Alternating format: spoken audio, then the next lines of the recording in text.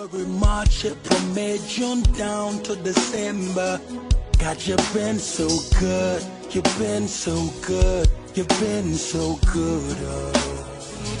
Count my blessings, name them one by one. You've been so good. I will not forget. I will not forget. I will not forget. You've been my lawyer, shelter, helper, provider, healer, helper, God. I will not forget. I will not forget. I will not forget.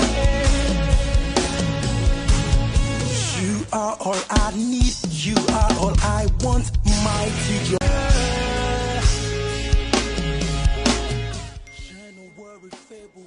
March, April, May, June down to the... When we talk about missionary works, what do you understand by missionary works? Well, today I have with me here a man who is into the business of soul winning and also missionary works. My name is Felix Dazi and welcome to Impact Live. Well, today I'll be speaking to missionary Paul and he will be sharing some things with us. Have you ever heard of OM International before? After this break, my guest for today, he will be sharing something with us on missionary works, and I trust that it will be a blessing to you. If you're watching us on television, we want you to head straight alternatively to our YouTube page, that is IMPACTLIVE, that is Impact Live with Felix Dazi, and you'll be connected to whatever we're sharing. When we come back from this break, we'll get to talk about everything that you need to know about missionary works. My name is Felix Dazi and welcome to Impact Live. I'll be back after this break.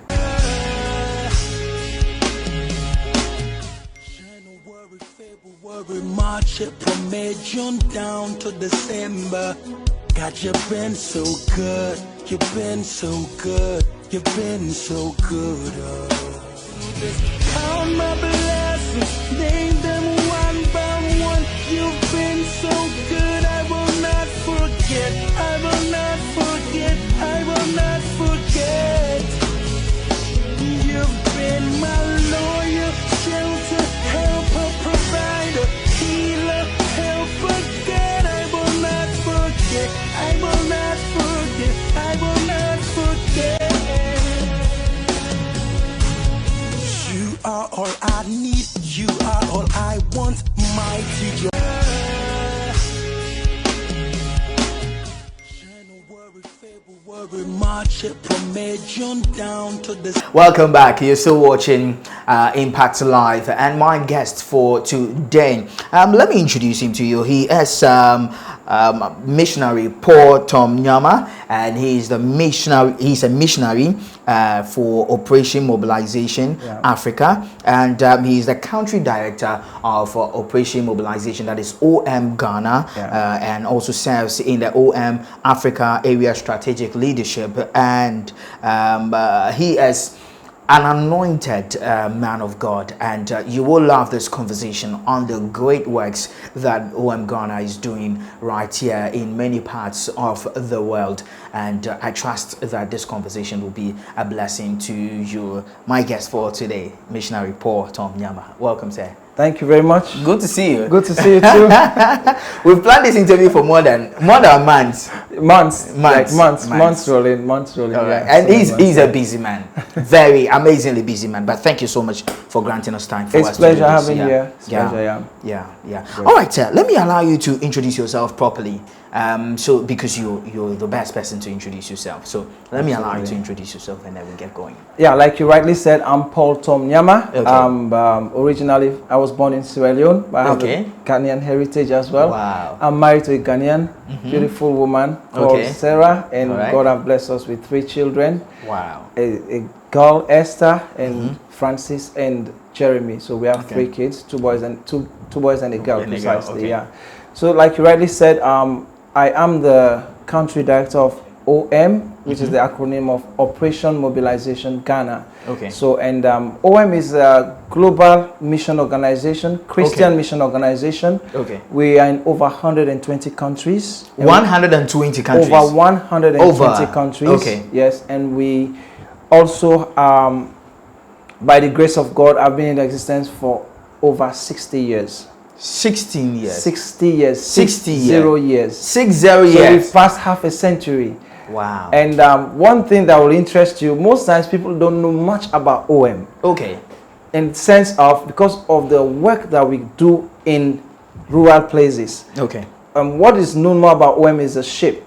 You know, the OM ships. If you have ever heard of Logos Hope, Doulos Hope, Doulos, Logos, Logos 2, and Logos Hope, all those ships that have been serving across the globe for the past 60 years, it's Operation Mobilization that own those ships. Okay. So OM is the mother body of all the ships. As you may be aware, just last year, 2022, we have the ship that visited Ghana, even though it was on the low key because of the COVID restrictions by His Excellency the President.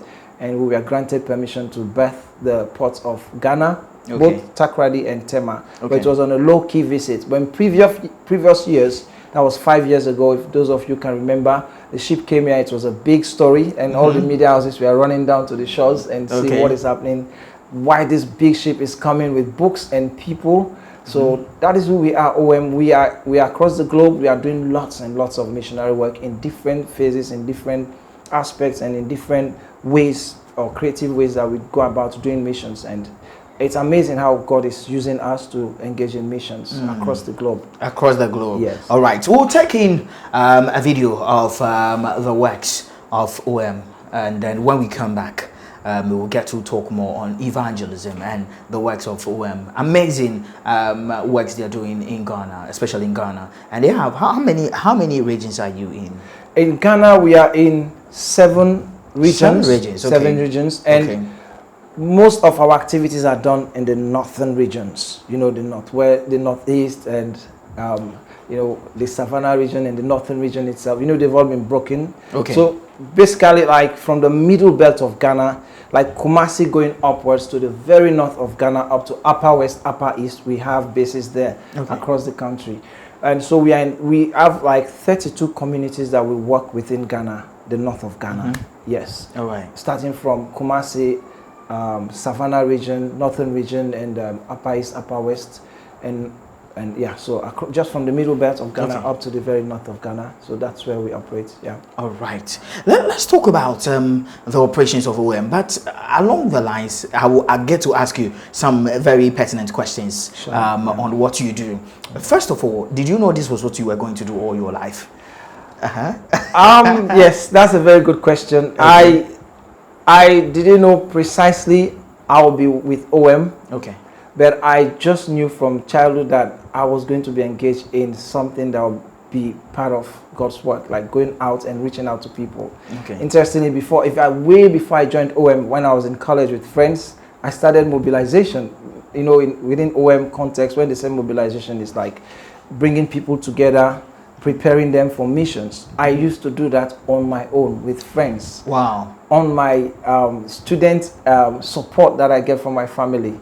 So I was actively involved in missions, not knowing that I was even being prepared for the real missions work. So missions for Christ. Yeah, missions for Christ. Yeah. So so if you ask me that question again, I'll say yes. I had that inclination in me that I was going to be into missions, but not like OM.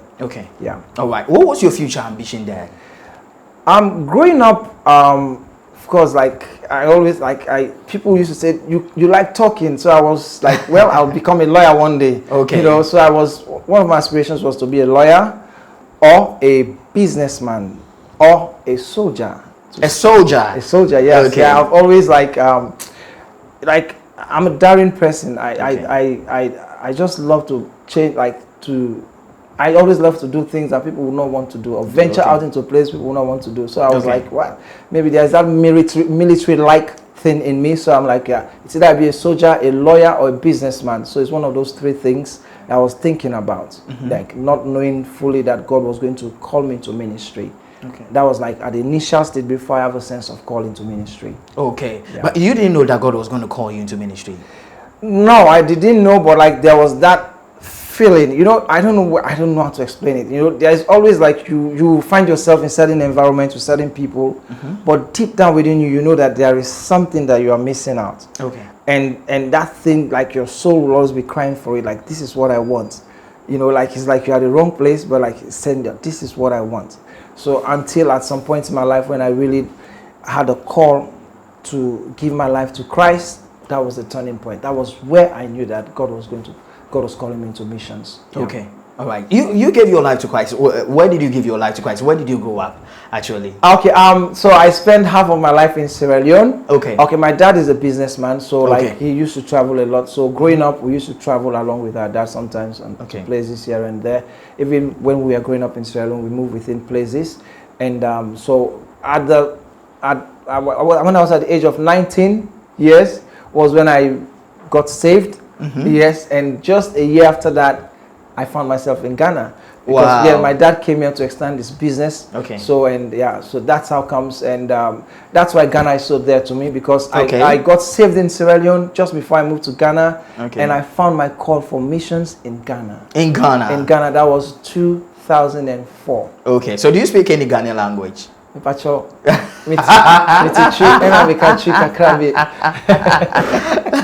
way you said me pacho, if you're about to engage someone, the person says me pacho, that means the person is not good in chi. No. Do you think kaka? Pacho, me kaka. But when they communicate, you get to. Yes, you get to. I do get the basics. Understand. Yeah, okay. Yeah. All right. Interesting. Let's talk about evangelism. Why are you so particular about evangelism? Well, if you ask me that question, my answer will be evangelism is the very reason why Christianity exists. Okay.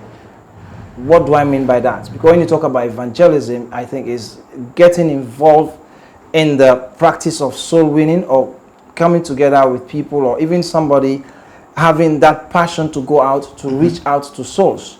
And to me, Christianity is evangelism. Evangelism is Christianity.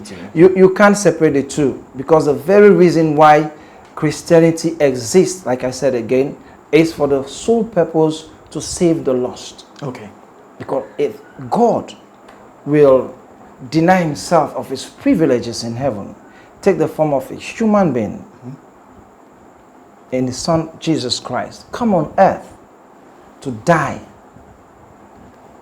that means a lot to me. And to me, so I believe that even if there was only one human being on this earth, Christ would have still come and died for that person. So if Christ have come to die for the world, I believe we just have to be up and running and going and look out for every soul that is perishing or that is dying to reach out to them with the gospel message. Okay. That's why evangelism is very much important to me. Yeah. Okay. Evangelism is very important to you. Yeah. Let's get to talk about OM Ghana. Yeah. The things you do. Yeah. What is OM Ghana? Or let me put it in this way. What is the focus of OM Ghana? Okay, now OM Ghana, we belong to, like I told you, the global OM body. OM is a global organization in over 120 countries. And our vision is the same across the globe. Our vision is that we want to see vibrant communities of Jesus followers amongst the least rich. Now let me break it down for you. I'm sure you are going to get new terminologies because OM is full of lots and lots of terminologies. Okay. In fact, we have acronym it in this way that VCJF.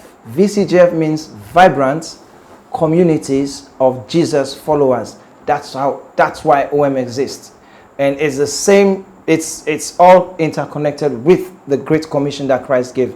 Go into all the world and preach the gospel. Okay. So our focus is the least rich groups, least rich communities. That's why you would hardly find OM engaged in a lot of activities within cities, unless later years, in the past 5 to 10 years now, when we are rethinking missions, because now, because of the rural-urban drift that is happening globally, people live in villages, coming to cities.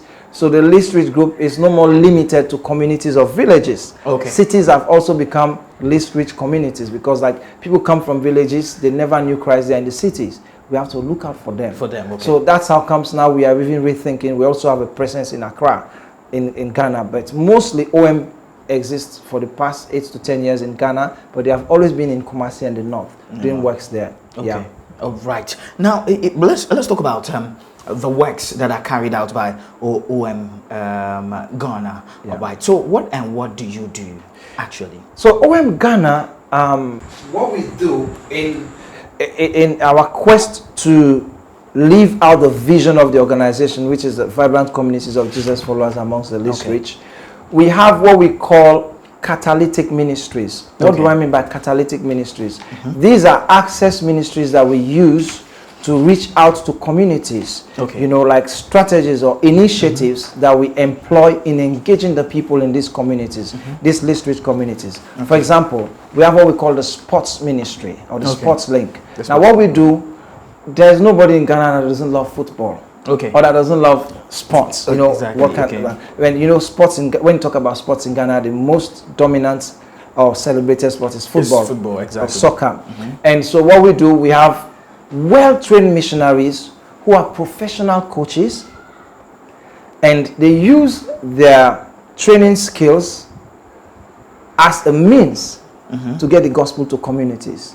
For example, we have what we call closed access communities. You know, what do we mean by that? These are communities maybe that they are predominantly not Christian. They belong to other religions, if you know what I'm talking about. So sometimes some of these communities, you are not even allowed to go there and preach the gospel. It will shock you that we have some communities in Ghana. In Ghana? Yes. Have you experienced that before? Yes, sure. But like, of course, because of security reasons, we can't give full details. So like, so some of these communities, what we do, we do a lot of survey, or what somebody will call spiritual mapping in other institutions.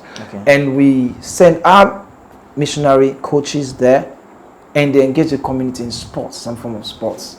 And while they are doing it, they are discipling these young people in this community. They preach them the gospel, and they use those times, like break times and all those things, to share the gospel and engage them. And so by the time you realize, we have not only carried sports, fun activities to those communities, we've also sent Jesus to them. And that's how we do. So that's just one aspect of our ministry. We also have what we call the women ministry. This is a ministry that exists to reach out to vulnerable women. Like, so we do it in partnership with churches. We have a lot of churches that we partner with, like they target like these widows and these like women who are like deprived, who are also underprivileged, and you know, Kayayes, No, we have a separate ministry of that. That's why that's another separate. It's a different ministry. So like the women ministry normally address women issues, women affairs, and so they gather women, minister to them, reach out to them, help them in whatever possible ways. Then we also have the Kayaye ministries. In fact, the Kayaye ministries fall under an umbrella ministry we call the Justice Ministry. So what we call the Justice Ministry, we have the Kayaye ministry under the Justice Ministry. And the Kayaye ministries, you know who are Kayaye is, like head porters. For those who don't know what is Kayaye. And we've brutalized it. So, and these are young ladies who move predominantly from the north and other deprived regions to these bigger cities like Kumasi, Accra, and other major cities to fend for themselves. And sometimes it will amaze you that they are not only come to see greener pastures. Some of them are running from early childhood marriage.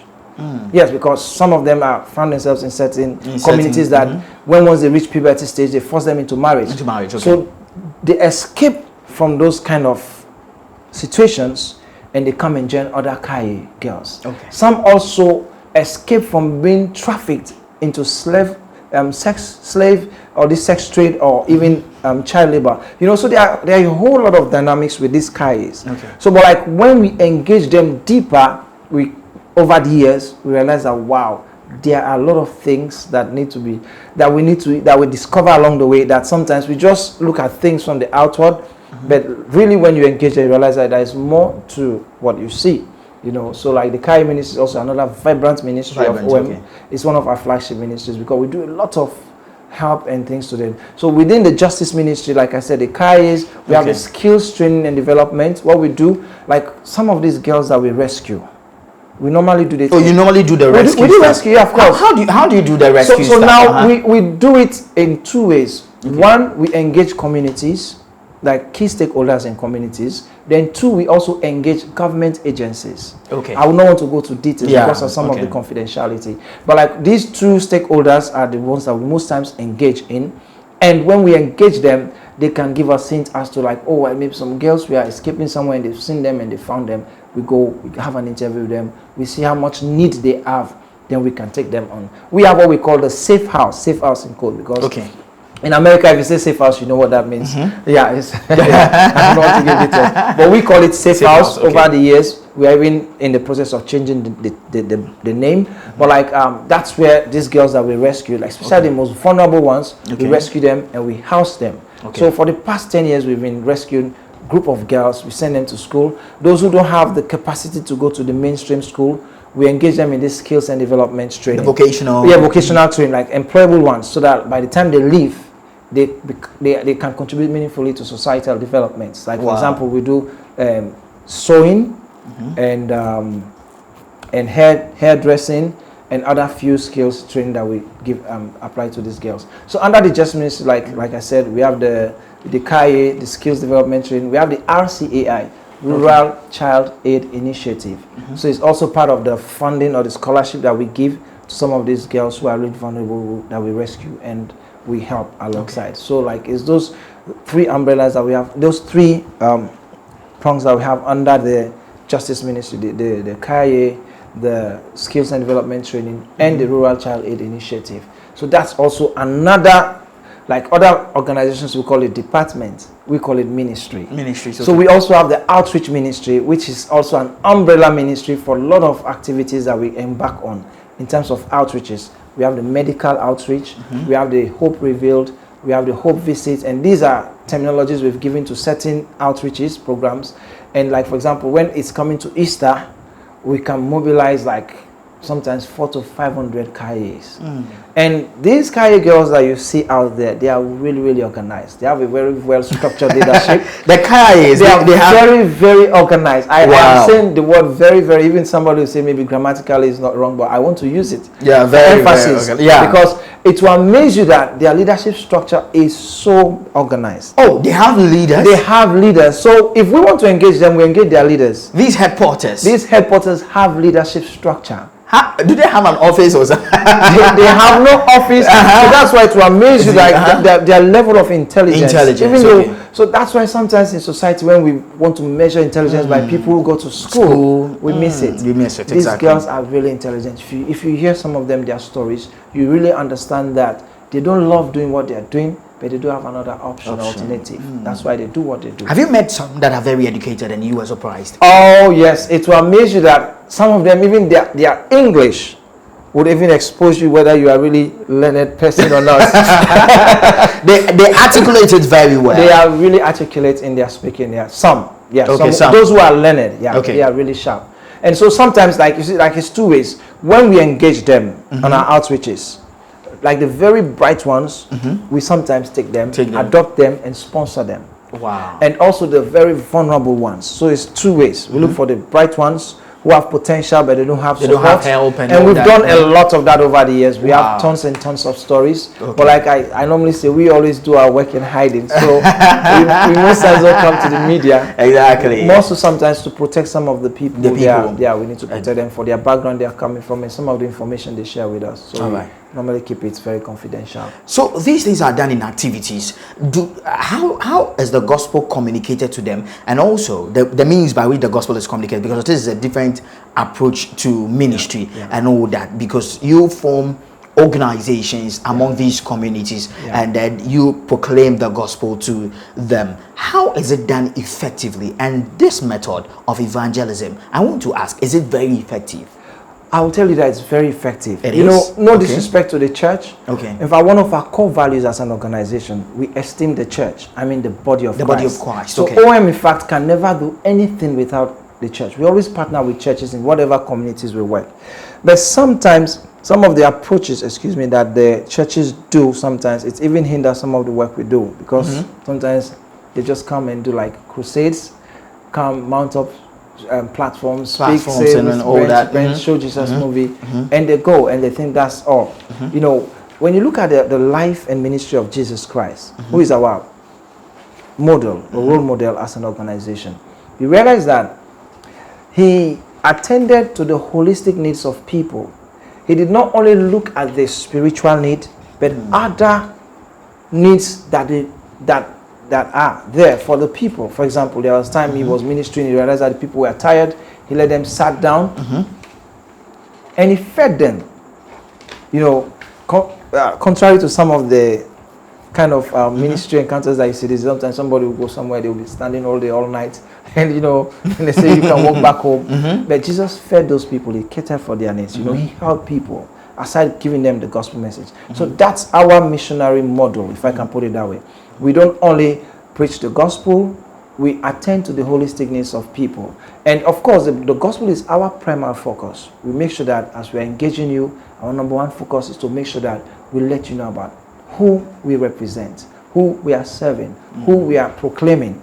We need to let all those things be known to you while we engage you further in other aspects of your life to make you whole. Wow, interesting. Back to the things that you do. That we look at some of the ministry approaches, how you approach ministry. Now, I have a booklet here, so I'm going by the book. Yes, sure. And that's an amazing OM Gun. Is it available for everybody? Yes, Okay. It's more or less for our partners and key stakeholders. Okay. So you right now, you are a partner because Exactly. we already have any form Yeah, of engagement, yeah. and I think we are friends now. You're friends. by God's grace. So definitely, it's possible you can have a copy of this. Okay. You can make it available To those who are Yes. okay. All right. You have Good News Bible clubs too. Yes. Share with us on this.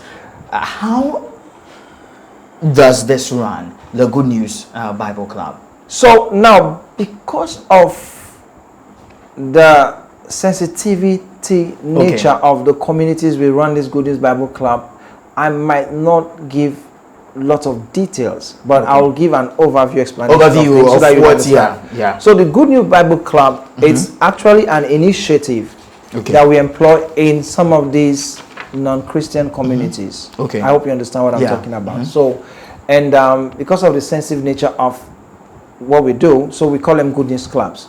Because like sometimes when you even say Good News Bible Clubs, it's even a statement you are making that can be offensive to people of other religious understanding. You know what I mean? So like so the Good News Clubs is actually a program within the organization that we have well-trained missionaries over the years. We have a kind of curriculum that we put out on the side for them. For the missionaries. Yes, that they use alongside people in these communities to help them understand the Bible. Because we believe that the Bible is the Word of God. The Bible is the only book, I use my word carefully, the only book that can transform society holistically. Because you and me know that all the knowledges we acquired in university is just information. They are giving us information like to empower us with knowledge and all those things, but they don't have the power to transform us.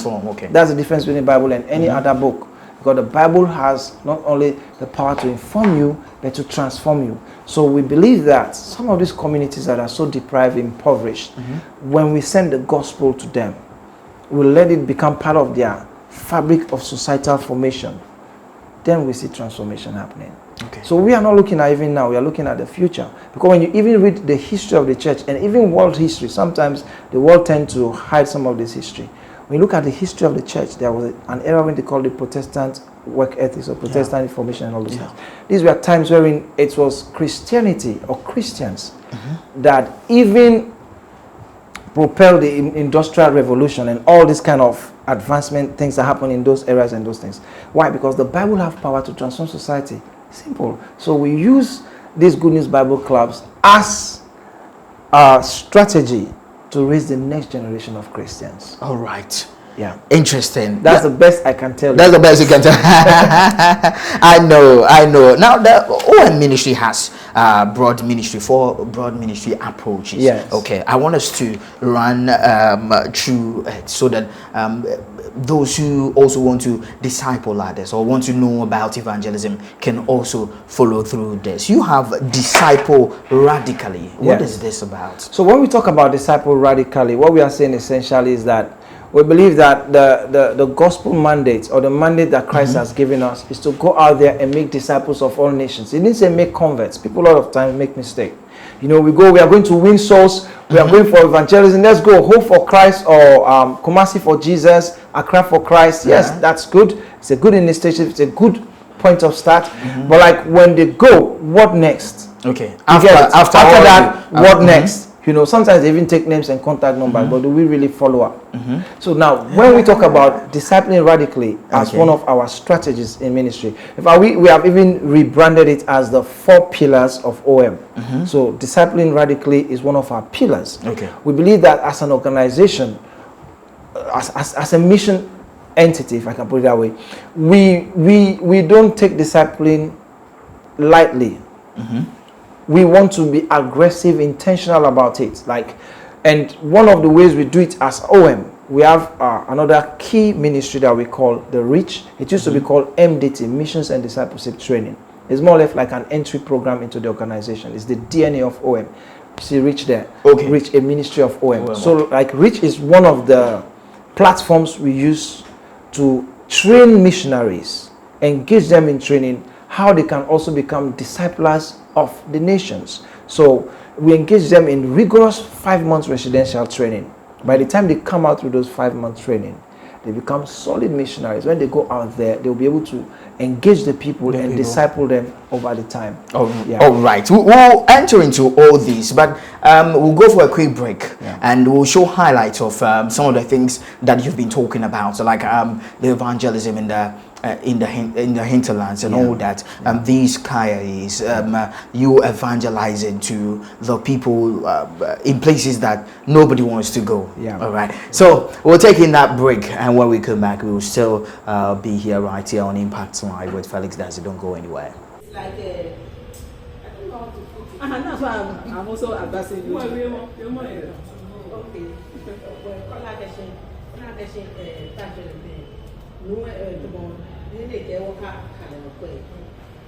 Maybe I trust my son actually.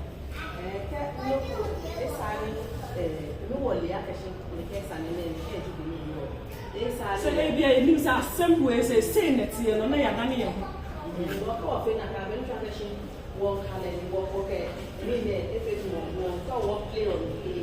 Na eba ne sa na say ye so na hwe asem ye nim pa say ne ya choro but ye pese ye dan ye hu ani bia bro ni so say ye nim asem no na afi ya dan ye hu sa ko bisa say na asem ne tie ite e sa na ya say de je be fe no a ise me tse so bia ka na ko na ne de ne o ya kan ni no sa ni ma abele we in ka say no akashi ka bi so sorry isi ya say so odo mi ni a be sa mi Ije mi ani na le shi akashi bene mi na la akashi mogoni e she ni mo gbe ile ja wo ko ni bi sami manya ni ma bengele ni ma jajele mi ne science na ese e bia mi nua na e bia wo mi fi bi enu e bia mi de mi ni se o nshuro nyame o feri na me na o bi nyama o to di nyama bi ho agoro ese mi twi ben na me so be down na ko pon be di chere. Amen. Hey, mama, what's the best? We try to swap over there.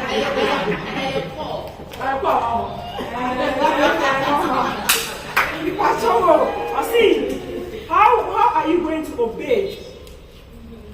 Why very soon I'll be super air DBS, DNA, and I said, the moja I do with you, and I'm not in front of you.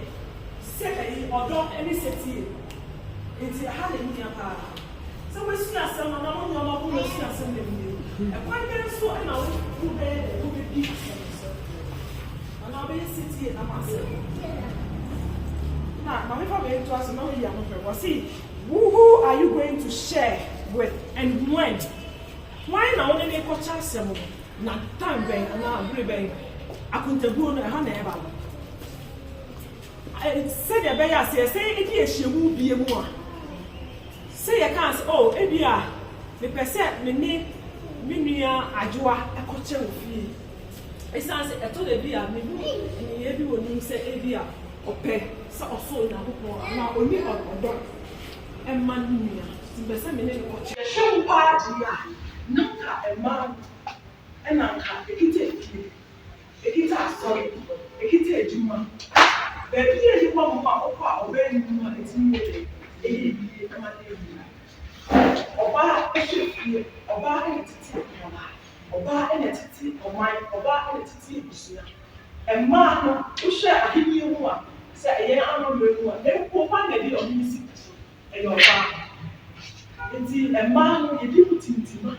Ebe onyankopon su etumi na ebi bebree ni amammerɛ no ama yɛ hu yɛn ho sɛ gyentini anaasɛ nipa sɛ yɛtwe yɛn ho ɛtwa ho hyɛ saa te bia no ebi a ɔbaa no ɔno ne bi a ɔɔtɔ ne ɛwɔ asɔre deɛ ɔbɛpa ɔbɛda ɔbɛko efie dwuma saa nneɛma a wohyɛ kyerɛsɛm mu a onyankopɔn adwuma no mmaa edi mu tintima mmaa edi mu akoti a mpe bebree no ɔmo twuma di akyiri ɛda ɔsi the mmaa a bebree nso yɛ dɛ ɛfa onyankopɔn adwuma esan si yɛ. Yeah, as you can see, this is the final stage of the burning of the charms. It's been burnt to ashes. That's the final stage. This paper for his writings. To follow Jesus, no turning back, no turning back. All right, so welcome back. You're still watching Impact Live. If you're watching us on television, we want you to head straight to our YouTube channel too. Alternatively, that is on IMPACTLIVE with Felix Dazi, and then you will, that is Impact Live, I just spelled there, with Felix Dazi, and then you will be connected. We're still talking to, should I say Apostle Paul, Missionary Paul. Great works you were doing with OM Ministry. So you disciple radically. Yes. And before then, we saw some of the works you've been doing, and then you saw broadly. Yeah. What's the meaning of that? What do you do with it? Now, when we talk about sowing broadly, we are looking at contextual relevance. What do I mean by contextual relevance? Like, how can the gospel message become relevant in society? In society. Okay. So because of that, and what are the new or initiatives we can employ in engaging the people? Because one thing we know is that the gospel message have never changed. The approaches do change over time. Yes. So that being said, we as an organization, we make sure that we engage other churches, other mission organizations, like-minded people in the conversation, like how can we do this better, or in what ways can we do this? Because sometimes we engage in, we sometimes have a way of doing things in the past, and sometimes it's not being productive. Like, for example, I'll give you an example earlier. Like, sometimes when we say we just go to communities, we do like we say crusade, you know, because in certain contexts, in fact, if you use that word crusade, it's very offensive because there's a history to crusade. You've read about church history, the crusaders and all those things. So, for example, even our Muslim brothers, sometimes they get angry when they hear that word crusade. So in terms of sowing broadly, when we engage other mission organizations, we share some of the ideas, the knowledge, or the giftings that God has given our organization with other entities, and see how best we can all work together to become relevant in community. Okay, how do you engage deeply? Engage deeply, we realize that as an organization, we don't exist in isolation. Like I told you earlier, we work solely with the church and communities. So we don't only proclaim the gospel to people, but we also try to see the needs of people in these communities that we aim to proclaim the gospel. Like I told you, like sometimes some of these KIAs and all those things, like sometimes we normally gather food and share with them. We gather health and hygiene kits. We do health screening. We do a lot of things. We have partners that sometimes come from Czech Republic every year around September time. We go for what we call medical outreach. Like, these are doctors that mobilize themselves from Czech Republic and across Europe. They come down here, go to some of these least rich communities and these deprived communities. We minister to them, a lot of health. We do health screening, and those that have like serious cases, we help them out. You know, so this is another way we engage deeply as an organization. All right. Yeah. All right. And sowing broadly, so broadly. So sowing broadly, when we talk about sowing broadly, we believe that we can't do this work alone. You know, we have to engage all parties involved. And so what do I mean by that? Like looking at, we believe that every believer is a missionary. You get it? And we believe that if you cannot come and go with us, you can pray with us. If you cannot pray with us, your money can come and go for you. You understand? Maybe there's somebody who is a banker who really have passion for mission, but he says that, like, you know, my work is really tying me down. But you can be in your bank office, but your money, in Ghana we say that your money is your blood. Sika your moja. Sika your moja. Your money is your blood. So if your money goes for you, you have gone. You've gone, okay. You know, so in terms of mobilizing boldly, we believe that we are not apologetic about this in terms of the need for us to go out there. We tell people, we'll make it known wherever we are, and how to engage people for us to all to go together. That's why we have that concept of mobilizing boldly. Okay. Yeah, we are not ashamed of it. We speak it out. Okay. We engage people, and we go. Okay, so you sow boldly, broadly. Yeah. All right, by mobilizing people. Yeah. And all that. Okay, and then the last one, and I think the last one. No, it's mobilize boldly that we just talked about. That we just, yes. Okay, so we're speaking so boldly. Sowing broadly. Okay. I was like, I yeah, gave you you explained. scenarios Okay, and then we did the yeah. mobilize boldly. Mobilize boldly. All right. You have an amazing ship ministry with OM Ghana. Tell us about it. Ships and missionary works. How do they correlate? Well, sometimes I'm a bit jealous of the ship ministry because it's more known than we ourselves. It's just like you have a son and your son is so popular. It's so popular. It's getting and enjoying all the benefits on social media, you know. Okay. While you is doing the work, people don't even know you. So now the ship ministry is quite a unique ministry. Okay. When you look at the founder of OM, it's called George Vewa. He's a British American. Okay. And he started OM at a very early age, in the prime of his youthful age, in his early adulthood, between 19 and 20 years of age, somewhere about that. He just called some of his friends, and what they would do, they would go to some of these giant Christian printing press, get some books there at reduced cost, they sell it. Like sometimes you see what the Jehovah's Witnesses do on the roadside. They have stands, they sell books at reasonable cost, and that's where they lived. They lived on that because they wanted to do missions. So nobody was ready to sponsor them. And then one day he kept telling his friends, he said, "Do you know that we can have a ship one day and we have books, we'll be selling books, Christian books all across the world and preaching the gospel." That's how the ship ministry idea came into being. And he started talking about, he's a man with radical faith, started talking about it, praying and trusting friends. Then at some point, God will have it, they were able to get some ship available to them. That was just a small ship vessel, but we will take about 100 people plus. And that's how comes they started the ship's ministry. Okay. Yes, of course, they were missionaries who started. And the idea of the ship ministry is, in fact, is to see how best we can use the gospel to penetrate through coastal cities.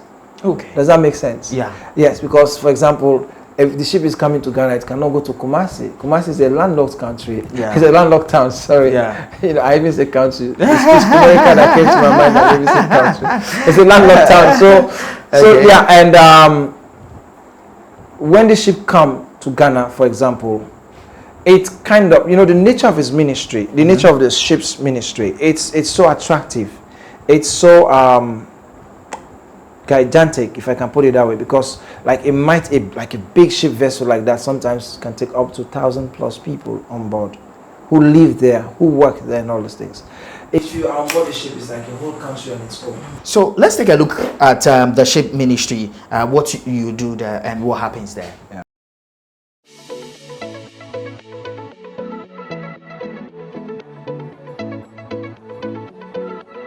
Welcome to Takoradi. My name is Emma, and it is a pleasure for me to take you behind the scenes of the exciting work that God is doing here.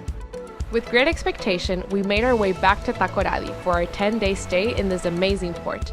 The crew welcomed several distinguished guests, among them King Ukukrubor V, who was also on board for the voyage from Tema to Takoradi, together with his wife and his team. The volunteers were very excited to have royalty sail with them. These are people that, they can let things happen within the borders of our country. And if we have them here, then it tells the world that something good is happening to not only Ghana, but Africa as a whole. We also are grateful that we had the chance to open our doors to the public. We welcome more than 8,500 visitors in our book fair and were supported in serving them by 17 port volunteers. Logos Hope is an amazing place to create connections between local organizations and churches. For this reason, we hosted events on board, such as conferences for people in business, for women, and youth events to inspire them to make a difference in their community.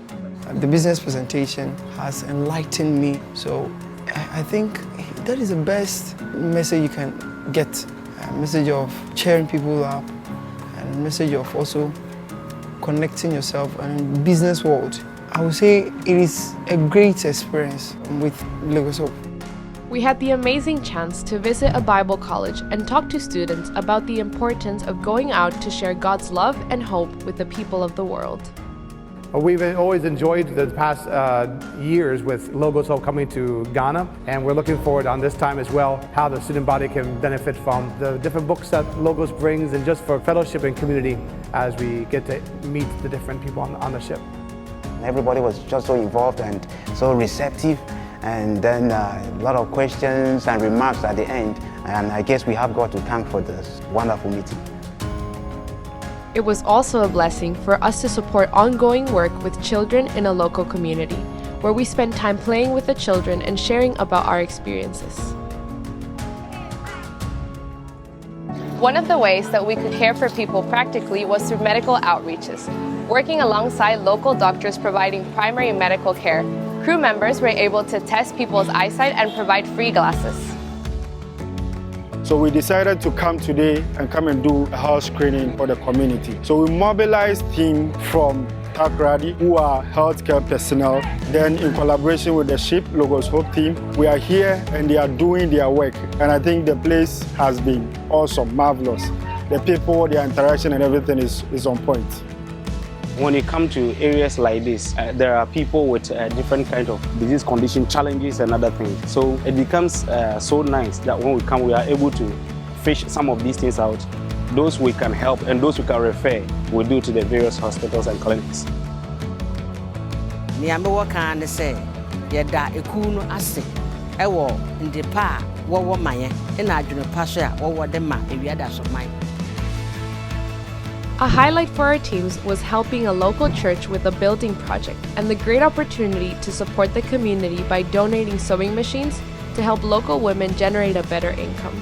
This day had a huge impact for me because it was just so touching how welcoming they were, and it just showed me how I want to be when I invite other people.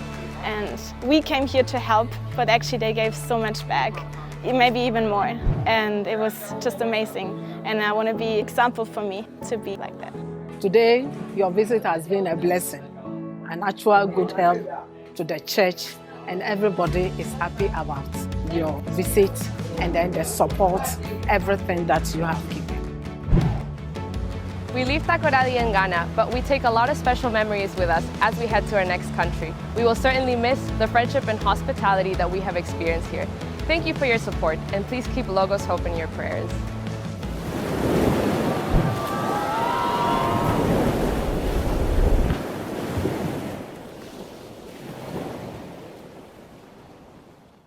All right, so you have an idea what happens in the ship ministry. So evangelism and all that takes place in the ship. Yes, in and outside. In and outside. So now, let me give you, just, you see, it's just an intro we gave you in the video. Now, I've lived on board the ship for 3 months with my entire family. Wow. When it was in Ghana, yes. Because 3 months? Yes, as a country leader, it's mandatory that you are deeply engaging with the ship leadership to get activities done on board the onshore. For example, now when the ship comes to a country, before it even comes, like 6 months prior to its coming, that's when planning starts. They have what we call the advanced team. That's a 2-man delegation that will come and make sure they have a high-level engagement with government and key stakeholders for the legalities of the berthing of the ship. For example, if it's coming to Takoradi and Tema, we have to go to all these ports, engage with the port directors, engage with the immigration services, the customs and all port health and all those things. Because there's a whole lot of legalities to the ship. So before it comes, because it's a passenger crew. That's why you see when even COVID came, His Excellency the President put a ban on all passenger ships. So even when the Logos Hope ship came to Ghana, the ban was still on, but we had to have some special plea because of the nature of the ministry, and that's it. So now when you look at it, preparation 6 months before, so the first month into the 6th month, we have what we call that advanced preparation team, which is the port engagement team. Then after that, now we have another team which is a 6-man delegation. They split them 3 at Tema and 3 at Takoradi. These are the people that are now going to engage other key stakeholders like church leaders, community workers, and to see what kind of projects they are going to embark on when the ship is here. So they use like 3 months to 4 months until the ship arrives. Yes, and so now when the ship comes and when the ship berths in there, I'm just giving an example for Ghana, which cuts across the world, wherever they go, and that's what they do. And so like when it comes now, then what we do is like the first formal occasion is the opening of the book fair. Okay. Yes, so like now the ship is known more for its books. Like we sell books.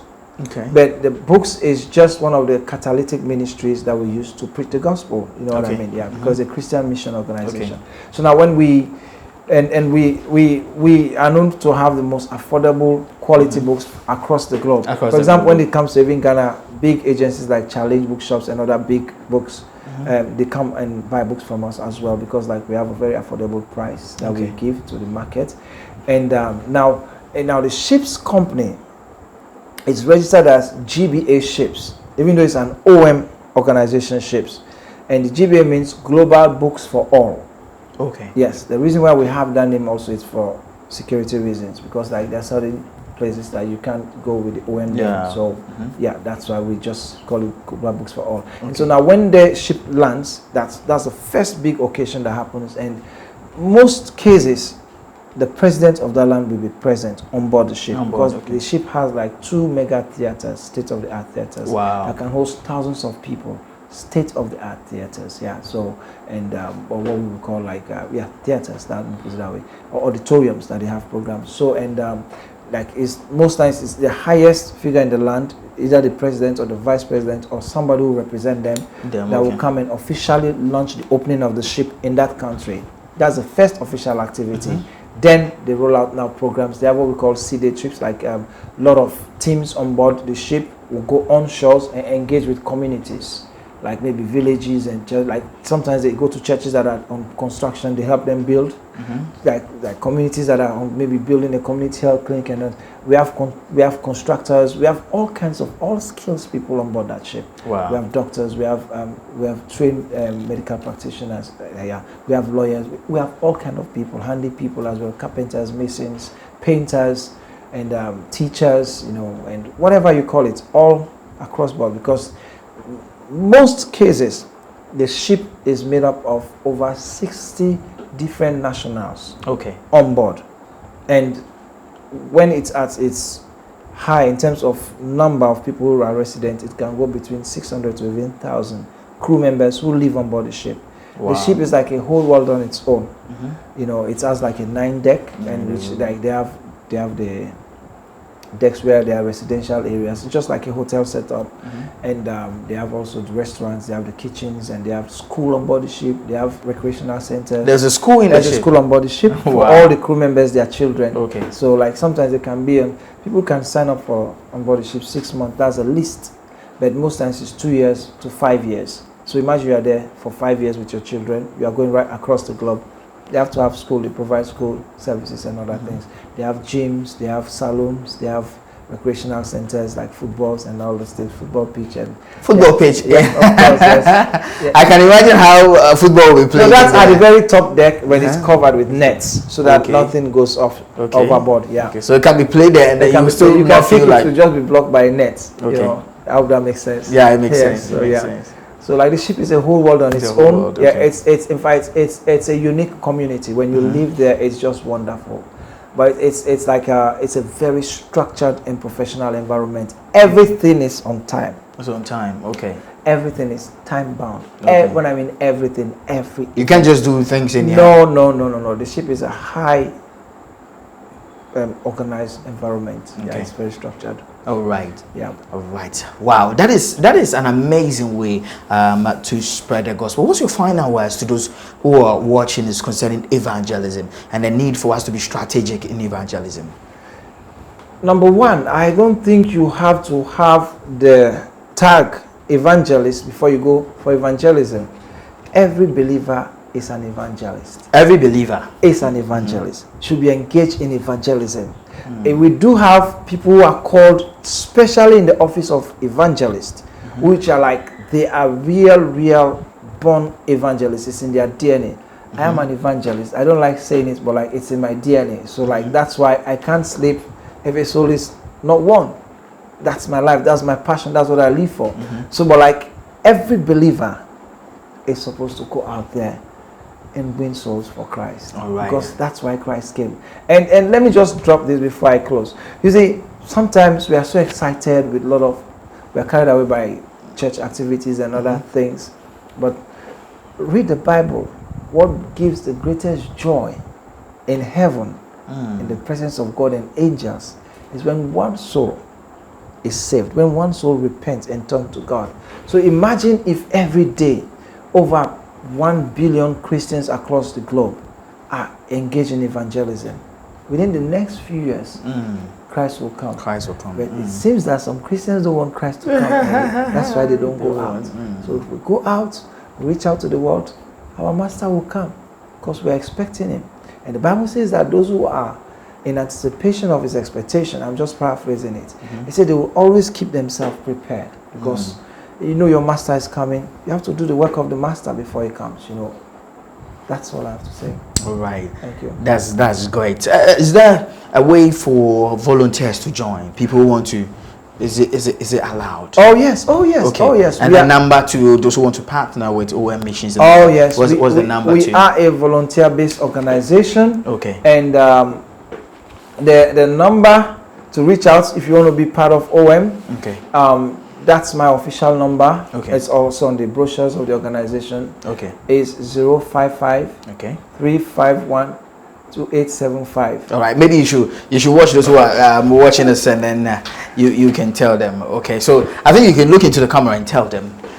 Yes. I'm saying that the number that you can contact us if you want to be part of us or if you want to volunteer with us, whether on board the ship, whether inland or in the rural places or wherever you want to be part of us as an organization or you want to partner and come along with us, is 055 331 2875.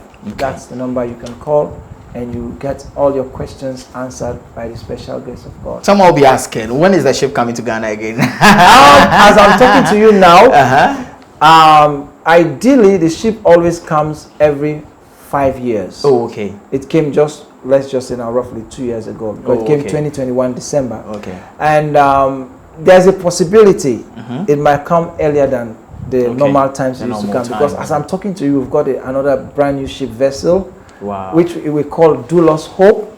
Okay. Yes, and that's the name of the ship. Okay. And it's going to be launched very soon in Singapore. Okay. So, and when that happens, because the more vessels we have, the more we can share the responsibility across the globe. So there is a possibility we might have often visits of the ship now done in the past. Okay. But I cannot conclude now. Like I said, the number is there. If you want to know more about us, just go there. Or you can even go www.om.org. Right. You know everything about OM. You know about the ships. You know how you can even get on board the ship, how you can partner, how you can volunteer, or how you can even become partner of the ship's company, of OM itself. Because it's when the videos that you've seen, I think it's enough to challenge you see how best you can be part of what we're doing. Because it's God's business. All right. Yeah. Thank you so much, sir. Thank you so much. You're welcome. It's a pleasure. All right. It's good to meet. Yeah. All right. Well, thank you so much for joining us in this insightful interview. I trust that you have been blessed. My name is Felix Dazi. I'll see you same time on our next episode. Till then, have a wonderful time. And don't forget, Jesus is Lord. Bye-bye.